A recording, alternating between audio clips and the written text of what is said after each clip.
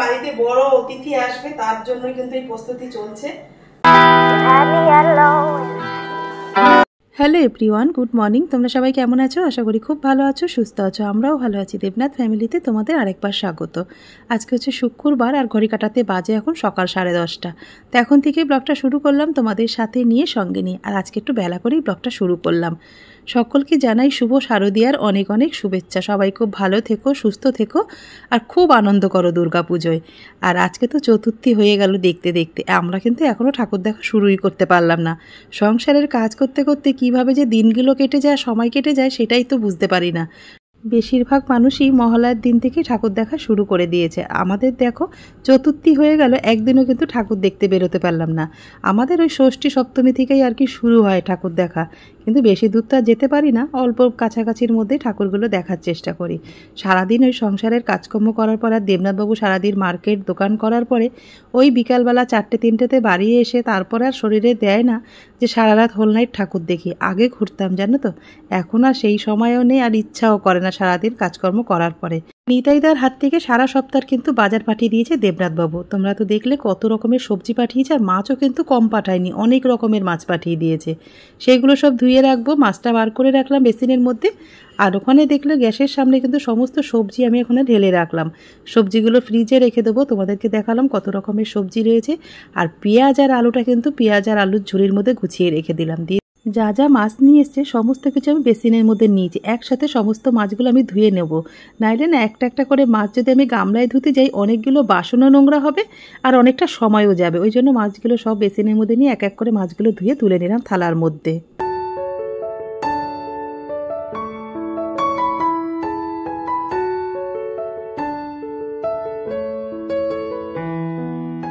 তোমাদের দেখানোর সুবিধার জন্য কিন্তু থালার মধ্যে সমস্ত মাছ গুছিয়ে নিয়েছি। তারপরে এবার অল্প কিছু বার করে নিলাম, আজকে রান্না করব। আর বাকি মাছগুলো আমি কন্টেনারে ভরে ফ্রিজে করে রেখে দেবো। তো দেখো 4টে কন্টেনারে কিন্তু মাছ আমি একদম সুন্দর করে গুছিয়ে নিলাম। এইগুলো এবার একটা একটা করে বার করব, রান্না বান্না করব। সারা সপ্তাহের বাজারগুলো যদি সমস্ত কিছু গুছিয়ে এইভাবে রাখা যায় না, বাকি দিনগুলো কিন্তু আমাদের রান্না করতে অনেকটাই সুবিধা হয়। যেদিনকে বাজার পাঠায় সেদিনকে সময়টা একটু বেশি লাগে, কিন্তু বাকি দিনগুলো কিন্তু অনেকটাই আরাম পাই আমরা। সকাল থেকে তোমাদের সাথে একটুও কথা বলার সময় পাইনি, আজকে খুব তাড়াহুড়ার মধ্যে রয়েছি। বিকালে বাড়িতে বড় অতিথি আসবে, তার জন্যই কিন্তু এই প্রস্তুতি চলছে। তার দুপুরে রান্না কিন্তু ভাত হয়ে গেছে, আর 3 পিস মতো মাছ রান্না করেছি। তোমাদের দেখলে কত বাজার পাঠিয়েছে, সেই সমস্ত বাজার মানে মাছ তো অনেক রকমের মাছ পাঠিয়েছে, আর এতটা করে করে মাছ পাঠিয়েছে। সেইগুলো সমস্ত ধুয়ে একদম কন্টেনার করে সব গুছিয়ে রাখলাম। তারপরে রান্নাঘরে আসতে অনেকটাই বেলা হয়ে গেল। ভাত হয়ে গেছে, 3 পিস মতো মাছের ঝোল করেছি। আর যেটা তোমাদের সাথে শেয়ার করবো ওগুলো শেয়ার করলাম না। আর তোমরা তো দেখবে অনেকটা মতো মোরলা মাছ পাঠিয়েছে, সেই মোরলা মাছ দিয়ে আমি একটুখানি সবজি দিয়ে হালকা করে ঝোল বানিয়ে নেবো। ঘড়ির কাটাতে এখন 1:30 বাজে দুপুর, এখনো রান্না বান্না কিছু কমপ্লিট করতে পারিনি। এই একটা তরকারি করলেই কিন্তু হয়ে যাবে।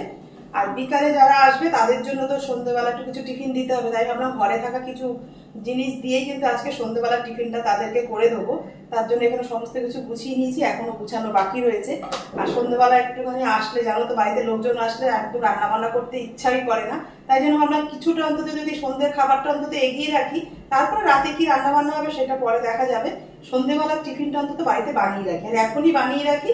তারপরে বানিয়ে ঘরটার একটু পরিষ্কার করে তারপরে আরেকবার স্নান টান করে নেবো। তো চলো আমি রান্নাটা শুরু করে দিই। কড়াইতে সর্ষের তেল দিয়ে নিয়েছি, মাছগুলো ভাজবো তাই জন্য কড়াইতে সর্ষের তেল দিয়েছি। তেলটা কিন্তু গরম হয়ে গেছে, এবার মাছগুলো ভেজে নেব।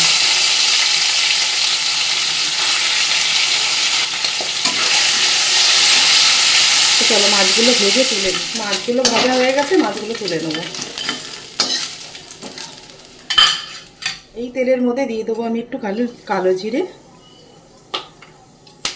একটা শুকনো লঙ্কা। এবার কিছু সবজি কেটে রেখেছি, আলু, পেঁপে, উচ্ছে, আর একটু পেঁপে আর ঝিঙে।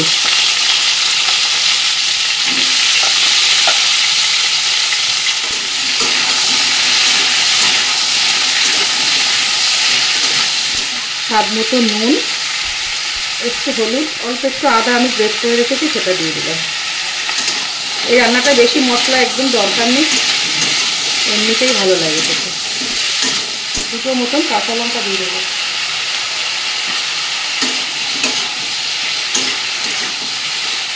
মতন জল দিয়ে ঢেকে দেবো। বেশি তেল মশলার একদম দরকার নেই, একটু হালকা পাতলা ঝোল হলে মোরলা মাছ দিয়ে ভালো লাগবে খেতে। চলো এটা সবজিটা সেদ্ধ হয়ে গেলে তারপরে মাছটা দিয়ে নামিয়ে নেবো। ঢাকনাটা তুলে দেখে নেবো সব সবজি সেদ্ধ হয়েছে কিনা। এই দেখো সব সবজি কিন্তু সেদ্ধ হয়ে গেছে।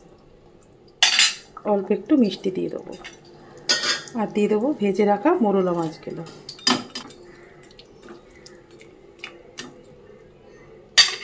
আরও কিছুক্ষণ ঢাকা দিয়ে রাখবো। দুপুরের দেখো রান্নাবান্না কিন্তু আমার একদম হয়েছে। মোরলা মাছ দিয়ে উচ্ছে পেঁপে আলু ঝিঙে দিয়ে একটু ঝোল করেছি হালকা করে, আর রুই মাছ আর বোয়াল মাছটা ছেলে খায়, আর আমাদের জন্য রুই মাছের একটু হালকা করে ধনেপাতা কালো জিরে দিয়ে রান্নাবান্না কমপ্লিট হয়ে গেছে। আর সন্ধেবেলার টিফিনের কিন্তু অনেকটাই আমি জোগাড় করে নিয়েছি। এই দেখো সন্ধেবেলা যে বানাবো চাউমিন, তার জন্য বাঁধাকপি গাজর এদিকে রসুন পেঁয়াজ খানিকটা কিন্তু আলু এরকম ডুমো ডুমো করে কেটে নিয়েছি। পটাটো চিলি বানানোর জন্য কিন্তু এরকম সাইজেরই আলু কাটতে হবে। তো চলো বেজে গেছে, দুপুরে কিন্তু খাওয়া দাওয়া করতে হবে। পেট পুজো না করে কোনো রকম কাজ আমি করতে পারবো না। ছেলেরও খিদে পেয়েছে, ও স্নান করে চলে এসছে।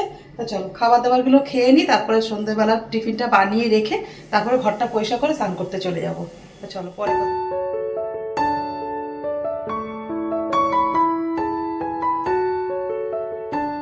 কাটাতে এখন 3:25। আমাদের খাওয়া দাওয়া হয়ে গেছে। এবার রাতের বললাম যে কিছু বানিয়ে রেখে দেবো।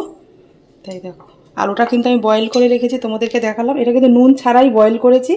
খুব একটা কিন্তু সেদ্ধ করতে যাবে না, মোটামুটি সেদ্ধ করতে হবে, মানে 80% সেদ্ধ। বেশি সেদ্ধ করবে না, তাহলে কিন্তু মানে পটাটো চিলিটা বানানো যাবে না।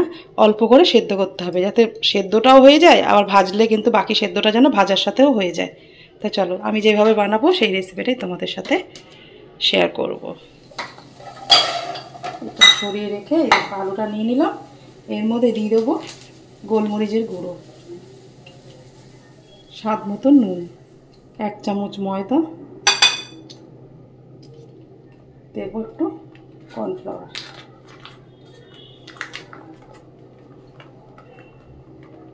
এবার হাত দিয়ে আলুর মধ্যে কর্নফ্লাওয়ার ময়দা গোলমরিচ এটা দিয়ে পুরো মেখে নেবো। জলটা কিন্তু দেওয়ার দরকার নেই, জল ছাড়াই মাখতে হবে।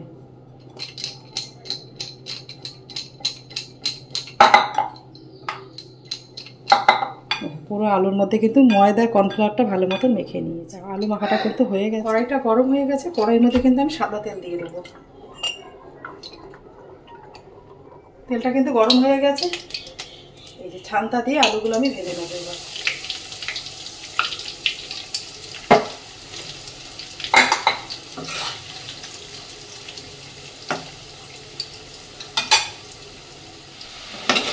দেখো আলুগুলো কিন্তু আমার ভাজা হয়ে গেছে।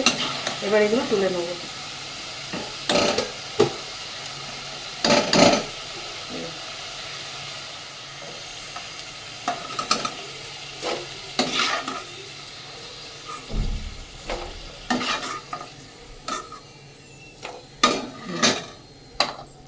এক এক করে সমস্ত আলুগুলো আমি ভেজে নেব। সন্ধেবেলা টিফিনে চাউমিনের সাথে ভাবলাম চিকেন বা ডিম দিয়ে কিছু একটা বানাবো, কিন্তু ফ্রিজ খুলে দেখলাম চিকেন একদম বানানো, আর ডিম 2টো মতন আছে। ওই জন্য ভালো আলু দিয়ে কিছু একটা বানিয়ে দিই। তাই চিলি পটাটো খেতে কিন্তু বেশ ভালো লাগে। বাড়িতে যদি কেউ আসার কথা শুনি না, সেদিনকে যেন কাজের প্রতি আরও দ্বিগুণ এনার্জি বেড়ে যায় আমার, জানো তো। কী যে কাজ করতে ভালো লাগে তোমাদের কি বলবো। সকাল থেকে কিন্তু একভাবে রান্নাঘরেই দাঁড়িয়ে কাজ করছি, কিন্তু একটু আমার কষ্ট হচ্ছে না আজকে। আলুটা যতক্ষণ ফ্রাই হচ্ছে ততক্ষণ আমি দেখো সসটা একসাথে রেডি করে রাখবো। টমেটো সস দিয়ে দিলাম, আর দিয়ে দেবো সয়া সস অল্প করে দেবো। এর মধ্যে দেখো একটু কাশ্মীরি এভারেস্টে কাশ্মীরি রেড চিলি পাউডারটা দিয়ে দেবো, মানে এটা খুব ঝাল হবে না, একটু কালার হবে। সব কিছু একসাথে মিলিয়ে নেব। সসটা একটু বেশি দিলে ভালো লাগবে খেতে। আমার একটু সস লাগলে আমি পরে আবার দিয়ে দেবো এর মধ্যে। আলুগুলো সমস্ত ভাজা হয়ে গেছে। ওই তেল থেকে আমি কিছুটা তেল কমিয়ে রেখেছি। এর মধ্যে দিয়ে দেবো আমি বেশ খানিকটা রসুন। এর মধ্যে কিন্তু কোনো রকম পেঁয়াজ কিছু লাগবে না। কাঁচা লঙ্কা কুচি,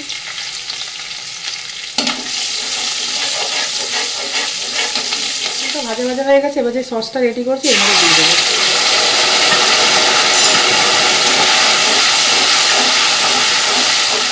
ভালো করে এটা একটু নাড়াচাড়া করে নিতে হবে সসের থেকে, যাতে কাঁচা গন্ধটা চলে যায়। এবার নুনটা কিন্তু তোমরা চেক করে দেখে নেবে, যদি লাগে অবশ্যই দেবে। অল্প করে একটু নুন দিয়ে দিলাম, একটু গোলমরিচের গুঁড়ো দিয়ে দেবো, অল্প করে একটু ভিনেগার।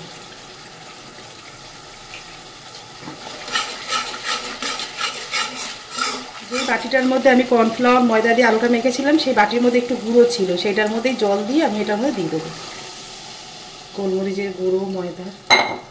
এবার এটা ফুটতে দেবো।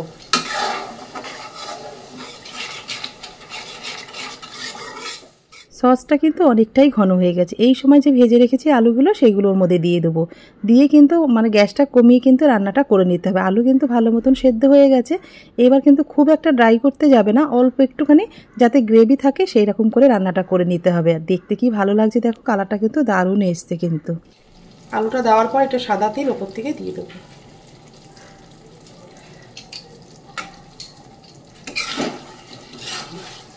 ওপর থেকে দেখো একটু ধনেপাতা দেবো, দেখতে যাতে ভালো লাগে। ব্যাস, আমার কিন্তু পটাটো চিলি বা চিলি পটাটো কিন্তু একদম রেডি হয়ে গেছে। চলো এটা নামিয়ে নিই। চিলি পটাটো কিন্তু আমার রান্না একদম হয়ে গেছে। আর দেখতে যতটা লোভনীয়, খেতে কিন্তু ততটাই ভালো হয়। সন্ধেবেলা স্ন্যাক্সে বা চাউমিনের সাথে খেতে কিন্তু বেশ ভালো লাগে।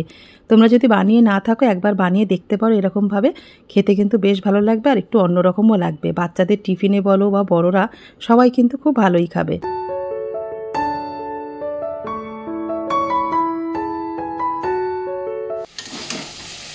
এরকম চাউমিনটা কিন্তু আমার সমস্ত সবজি ভাজা হয়ে গেছে। এবার চাউমিনটা এর মধ্যে দিয়ে দেবো।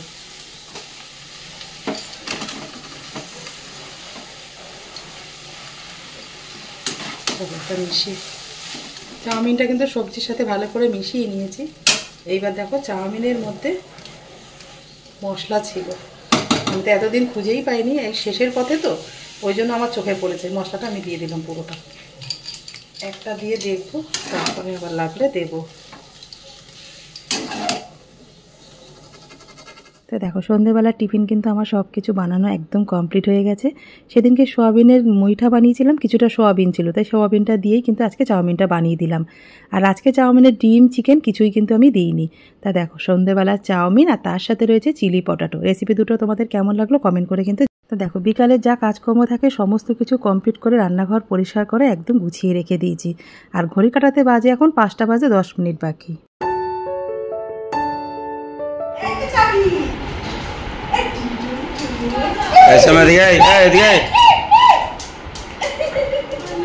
চলে আয়।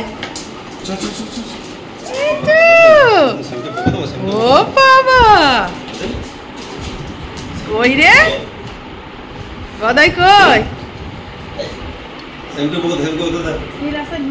সকাল থেকে যার অপেক্ষায় পথ চেয়ে বসেছিলাম, তার সবে আসার সময় হলো। রাত বাজে 9:45, জানো তো, অনেকটাই রাত হয়ে গেছে ওদের আসতে। ওরা কিন্তু যখনই আসে বিকাল 5:30 6টার মধ্যেই চলে আসে।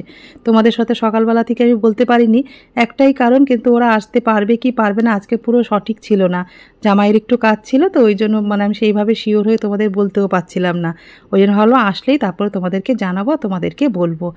তা আমার সোনা চলে এসে, আমার পুচু সোনা, আর হচ্ছে আমার মেয়ে। দুর্গাপূজার সময় মেয়ে যদি বাপের বাড়ি না আসে, দুর্গাপূজা বলে মনে হয় বলো তো? মেয়ে হচ্ছে আমার সবচেয়ে ভালো বন্ধু, আর মেয়ে না আসলে আমি কিছুই যেন করতে পারি না, কেমন একটা লাগে। দুর্গাপুজোতে মা মেয়ে এক জায়গায় না হলে সেজে গুজে সেই মজা পাওয়া যায় না, জানো তো। তা মেয়ে এসছে আজকে ভীষণ দাদুন, জুতো কই? তোমার জুতো কই? জুতো দেখে দাও। বলেছিলাম না, বড় অতিথি আসছে, এই যে সবচেয়ে বড় অতিথি আমাদের বাড়ির। দাদুনের জুতো কোথায়? এই যে বড় অতিথি এটা। দাদুন, মেরে যাবো কি যাবে? দাদুন,